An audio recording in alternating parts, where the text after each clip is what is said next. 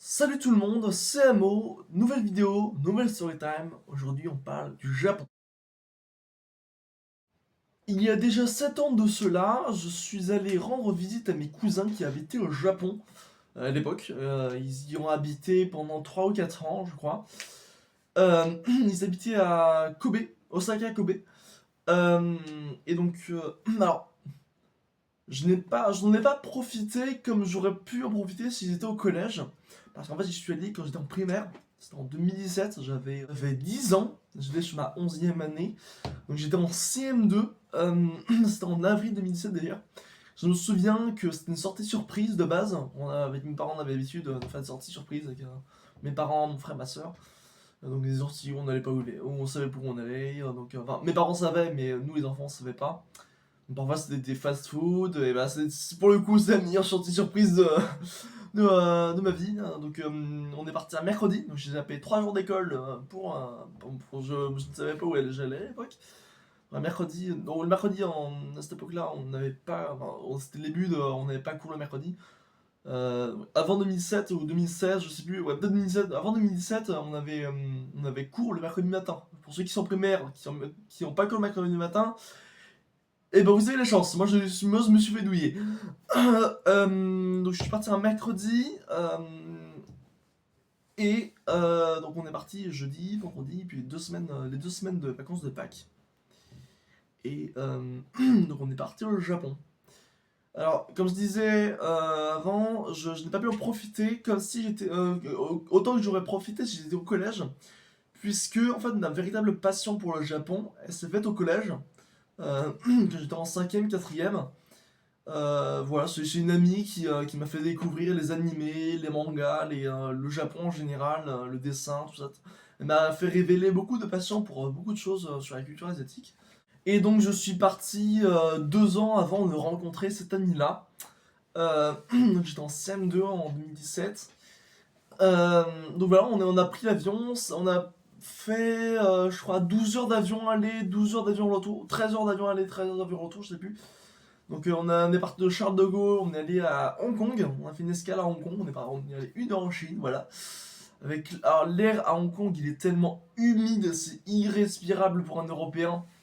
Il est extrêmement humide. Enfin, Hong Kong, c'est au plein milieu de la mer, donc voilà. Enfin, pardon, c'est un littoral, pardon. Mais enfin, et puis c'est un autre climat, en fait, c'est un climat presque tropical. Donc, donc Hong Kong, voilà, c'est extrêmement humide. Voilà, c'est très difficile à respirer. Donc 1 heure après, on part pour l'aéroport de Kobe, là où nous attendent mes cousins. Voilà, donc je vais vous lister un peu tout ce que j'ai pu faire, tout ce dont je me souviens que j'ai fait. Alors pas dans l'ordre chronologique parce que je m'en souviens peu du tout de ce qu'on a fait, quoi avant quoi. Je pense juste globalement de ce qu'on a fait. Premièrement, on a fait beaucoup de temples, notamment le temple de Nara, là où, enfin voilà, à Nara. Enfin, on n'a pas fait que Nara, mais on a fait, ce que je me souviens, c'est Nara.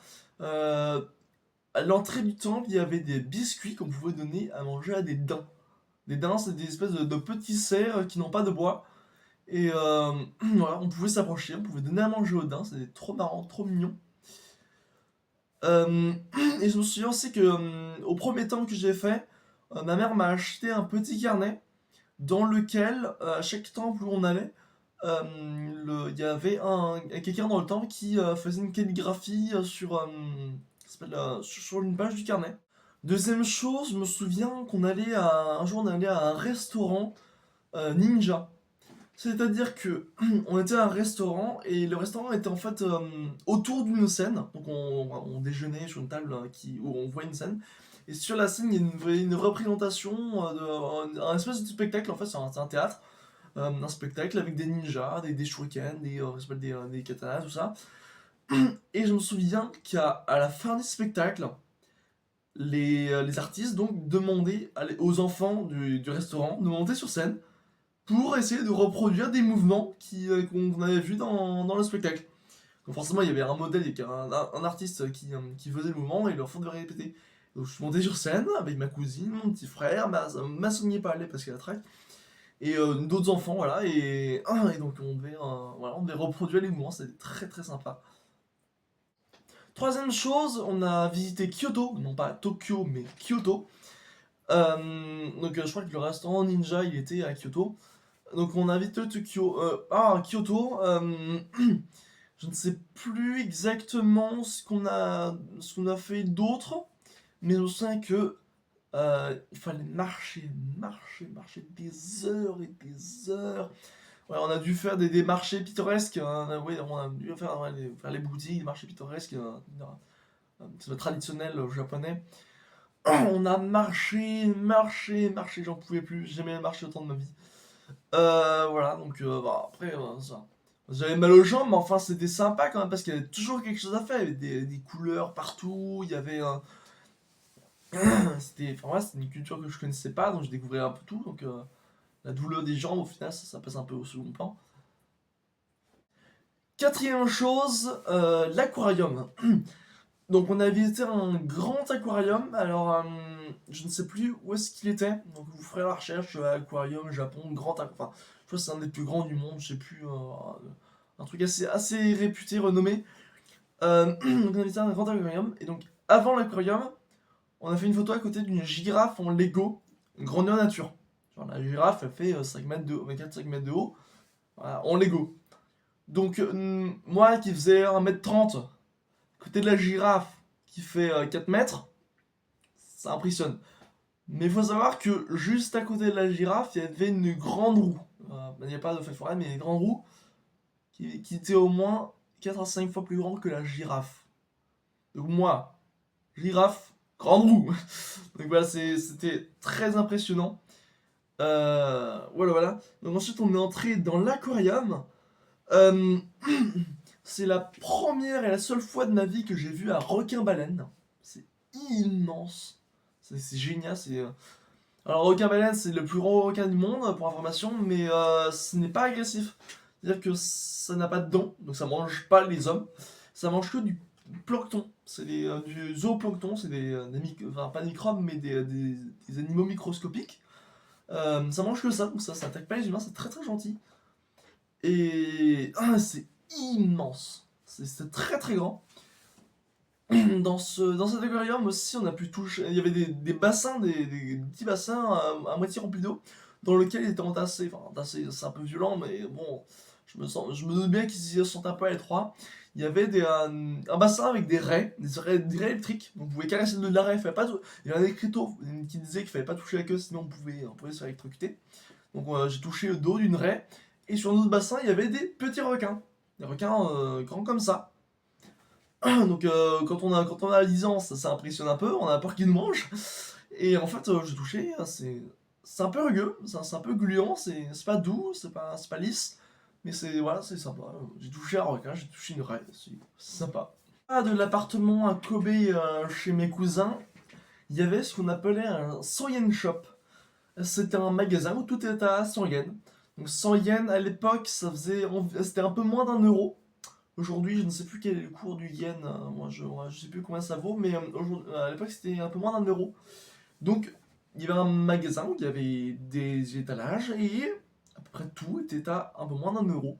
N'importe quel article, c'est pas des gros articles non plus, faut pas qu'ils soient abusés non plus, mais il y a divers articles qui auraient pu avoir diverses valeurs, et en fait tout était à 100 yens. C'était sympa. Je me souviens pas de ce que j'ai acheté, c'est juste que je trouvais le concept marrant de tout mettre à un seul prix.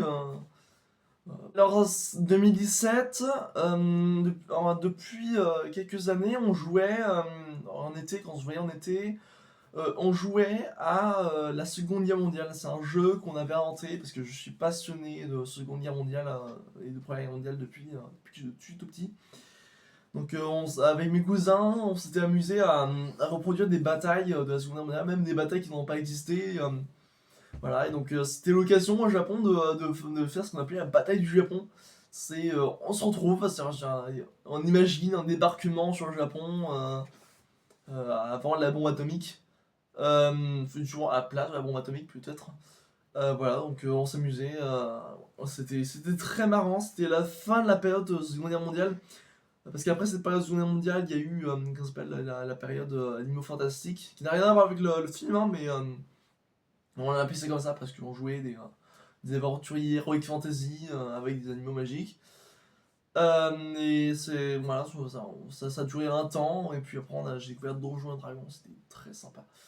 Donc on a fait la bataille du Japon, voilà, on a inventé la bataille du Japon. Ensuite, mes parents ont pris une place dans un hôtel, enfin pour ma famille et mes parents, voilà, pour ma famille. Du coup, on est allé plus chez mes cousins.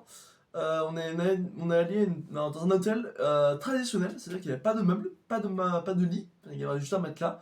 On avait les kimonos, pyjamas traditionnels, voilà. C'était sympa, bon, c'était pas confortable, mais c'était sympa. Donc ça, c'était sur l'île de Miyajima. Parce qu'il y avait des choses à visiter, et notamment Hiroshima, qui était à côté. Donc sur l'île de Miyajima, notamment, on est allé voir le Torii sur l'eau.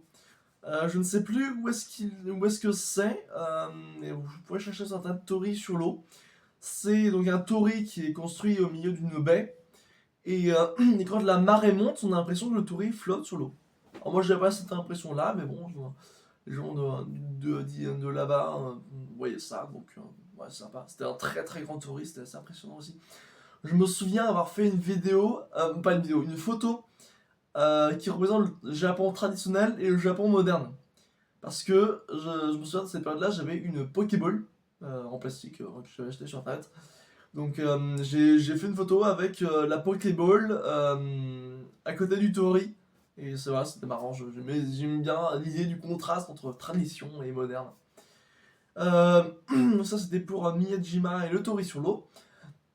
Donc à partir de Miyajima, on est parti à Hiroshima pour visiter justement le musée de la bombe atomique. Un petit instant de recueillement de mémoire. Bon, on n'a pas perdu de proche, bien sûr, mais c'est tout de même un passage très, très horrible de notre histoire, à tous. Euh, Donc déjà, sur le chemin de Hiroshima, il y a notamment un grand bâtiment qui a résisté à l'explosion. Si vous cherchez des photos qui datent de 45, 1945, de la désolation d'Hiroshima, vous pourrez voir un bâtiment qui résiste plutôt bien, qui est qui est ruine, hein, mais qui tient debout. Euh, et qui tient encore aujourd'hui debout. Donc il est entouré par des barrières pour ne pas qu'on traverse. Il est resté comme ça depuis le 6 août 1945 à 8h15, date de l'explosion de la bombe. Donc il reste comme ça. Un peu plus proche du musée, juste devant le musée, on voit un tas de briques, enfin des briques jonchant le sol, toujours entouré d'une barrière, hein, le reste est dallé, et des dalles. Il y a des briques, et au centre, il y a une espèce de cylindre avec un quart qui manque. Et bien en fait, c'est une horloge, elle ne fonctionne pas, c'est une horloge symbolique, qui indique 8h15. En fait, c'est l'épicentre de l'explosion d'Hiroshima. C'est-à-dire que la bombe, elle est tombée en ligne droite au-dessus de ce point, elle a explosé à 600 mètres de hauteur, et l'explosion est verticale et puis horizontale, donc ça explose juste là, juste au niveau de stèle en fait, qui a été construite après bien sûr, et ensuite ça a soufflé sur des kilomètres à la ronde, faisant des centaines de milliers de morts. Donc là, ça a annoncé la couleur. Quand on m'a expliqué ça, ça a annoncé la couleur. Ensuite, on est entré dans le musée. Donc dans le musée, on voit des abominations. Enfin, c'est la cruauté humaine. Voilà, c'est flippant. Je vous promets, c'est flippant. J'avais 10 ans, j'étais impressionné. Mon cousin, qui a un an de moins que moi, euh, il y est allé encore plus jeune que moi. Donc voilà, j'ai fait des cauchemars pendant 2 jours. Pour vous raconter un peu, il faisait plusieurs milliers de degrés juste après l'explosion. Donc, il y a des tuiles de la pierre, hein, des tuiles qui ont fondu, presque de la lave en fait. La tuile a fondu, les bouteilles fondues, les vélos fondus. Voilà, c'est atroce. Il y avait des images, des personnes qui avaient des malformations, des cancers, des brûlures juste après l'explosion, à cause de la radioactivité. Il y avait quelque chose qui m'a marqué notamment, c'est du béton, un morceau de béton avec des points scintillants. Qu'est-ce que c'est? En fait, c'est des morceaux de verre. C'est-à-dire que l'explosion, elle détruit tout, elle souffle les vitres explosent, et s'incruste dans le béton. C'est-à-dire la force de l'explosion, ça incruste. C'est un travail de joaillier, hein. Le verre est incrusté dans le béton. Voilà. Puis il y a une autre dalle de béton avec un contour un peu plus sombre. Moi je l'ai pas vu, mais on voyait le contour sur une petite miniature qui était détourée. Donc il y a une dalle de béton avec un contour un peu plus sombre. En fait, c'est l'ombre d'un gars. C'est-à-dire qu'il y a quelqu'un qui était assis devant chez lui, sur la marche devant chez lui. Il y a eu l'explosion, il est mort, hein, il a été soufflé, et il y a son ombre qui est restée figée sur le béton. Comment c'est possible, on sait rien, c'est sûrement un procédé thermodynamique, radioactif, ou je ne sais pas quel autre domaine de science. Euh, voilà, son ombre a été imprimé sur le béton. C'est incroyable. Je sais pas comment c'est possible, mais c'est le cas. Et donc, ouais, c'est la cruauté humaine. C'est vraiment. Voilà, donc, dernière chose qui m'a marqué, c'est pour ça qui m'a fait faire des cauchemars pendant 2 jours. C'est dans le musée, il y a un renfoncement avec une reconstitution de l'après-bombe. C'est-à-dire juste après que la bombe a explosé, dans un nuage noir de cendres et de fumée, tout ce que vous voulez, tout brûle, tout est cassé, il fait des milliers de degrés. Il y a des gens, enfin c'est des statues, hein, des statues de cire, mais ça représente des gens qui étaient là, qui fondent. C'est-à-dire que moi je compare ça à des zombies. Ils n'ont pas d'émotion, ils souffrent le martyre, ils ne peuvent pas s'exprimer parce qu'ils souffrent tellement qu'ils ne peuvent pas crier. Ils brûlent, ils fondent, ils se déplacent comme ça, doucement. Enfin, on les voit pas marcher, mais on les voit ils sont sculptés en train de marcher, les mains en avant et les mains pointues en fait, parce que la chair il fait plusieurs milliers de degrés, donc ça fond en fait, ça fond. Il y a des gouttes de peau liquide qui font. Les bras sont rouges parce qu'ils sont brûlés. Les vêtements sont mélangés entre la chair et le tissu. C'est. Voilà, je sais pas, j'ai peur quand je parle. En fait, j'ai peur, je suis touché vraiment. Ça m'a vraiment touché. Voilà, les gens fondaient littéralement c'est très impressionnant, c'est très marquant, c'est cruel. Enfin, je ne comprends pas comment est-ce qu'on en est arrivé là. Voilà. Donc juste après la bombe, il y a une très grosse chaleur. Et puis ensuite, quand la chaleur se dissipe, eh bien, le nuage s'étend et il commence à pleuvoir. Parce que bon, une très grosse chaleur, ça entraîne une condensation de l'air, tout ça, il commence à pleuvoir. Et qu'est-ce qui pleut? Il pleut de la pluie noire. Pourquoi? Parce que la cendre, la radioactivité, ça noircit l'eau. Les murs sont noirs. Les gens qui ne peuvent rien boire d'autre, ils boivent la pluie enfin, remplie de radioactivité, de cendres. Ils boivent ce qu'ils peuvent, ils se réfugient dans les rivières, ils boivent. C'est de la pluie noire, Je n'arrive pas à concevoir que l'humanité soit arrivée à un tel niveau de cruauté. C'est atroce, c'est abominable ce que l'humain est capable de faire. Voilà, donc désolé de terminer sur cette note un peu pessimiste, hein. Enfin oui, mais je pense que c'était la chose la plus marquante que j'ai fait de mon voyage au Japon. Et c'est fort dommage en fait. Enfin, bon, voilà, ça s'est passé comme ça. Enfin, c'est dommage. Enfin, je dis que c'est dommage, mais au final, je comprends aujourd'hui que l'humanité peut faire le maximum, que ce soit en bien ou en mal. Voilà, c'est impressionnant. Enfin, c'est impressionnant ce que l'humanité est capable de faire, que ce soit du bien ou du mal, c'est impressionnant. Donc désolé de terminer sur cette mauvaise note, mais bon, voilà, c'était mon voyage au Japon. Vous pouvez laisser un commentaire si ça vous a marqué, si ça vous a touché, hein, c'est gratuit, ça fait plaisir. Laissez un like, un pouce bleu, hein, si c'est gratuit, ça fait plaisir, mais bon. Et abonnez-vous, c'est gratuit, ça fait plaisir.